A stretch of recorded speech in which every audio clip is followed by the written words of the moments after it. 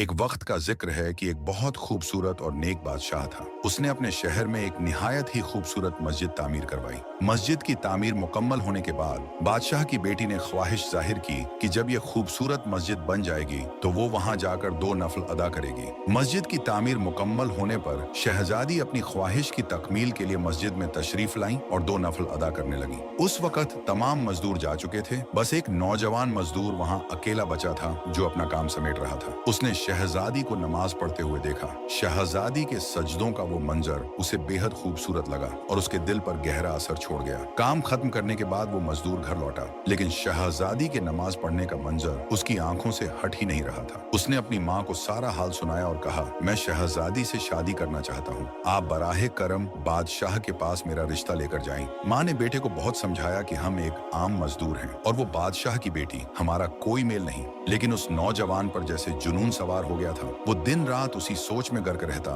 نہ کھانا کھاتا نہ کام کرتا۔ اس کی حالت دن بدن بگڑتی چلی گئی، یہاں تک کہ وہ مرنے کے قریب ہو گیا۔ بیٹے کی یہ حالت دیکھ کر ماں بہت پریشان ہوئی اور مجبوراً بادشاہ کے پاس پہنچی۔ اس نے بادشاہ کو اپنے بیٹے کی ساری کہانی سنائی۔ بادشاہ نے بڑے تحمل سے اس کی بات سنی اور کہا، اگر آپ کا بیٹا 40 راتیں مسجد میں تمام لوگوں کے جانے کے بعد قیام کرے تو میں اس کی شادی اپنی بیٹی سے کر دوں گا۔ بادشاہ نے یہ بھی کہا کہ اس کی نگرانی کی جائے گی اور اگر وہ ایک رات بھی نہ آیا تو یہ رشتہ نہیں ہو پائے گا۔ ماں نے گھر آ کر بیٹے کو بادشاہ کی شرط بتائی۔ وہ نوجوان فوراً تیار ہو گیا۔ ہر رات جب سب نمازی چلے جاتے وہ مسجد میں قیام کے لیے جاتا۔ وہ اللہ کے حضور سجدے کرتا، دعائیں مانگتا اور اس کی عبادت میں کھو جاتا۔ 1 2 3 کرتے کرتے 40 راتیں گزر گئیں، لیکن نوجوان بادشاہ کے پاس نہیں گیا، بلکہ وہ کئی اور راتیں بھی مسجد میں ہی گزارتا رہا۔ جب کافی دن گزر گئے اور وہ نوجوان بادشاہ کے پاس نہیں آیا تو بادشاہ نے اسے اپنے محل میں بلوایا۔ بادشاہ نے اس سے پوچھا، کیا تم نے میری شرط پوری کی؟ نوجوان مزدور نے کہا، جی حضور، میں نے آپ کی شرط پوری کی ہے۔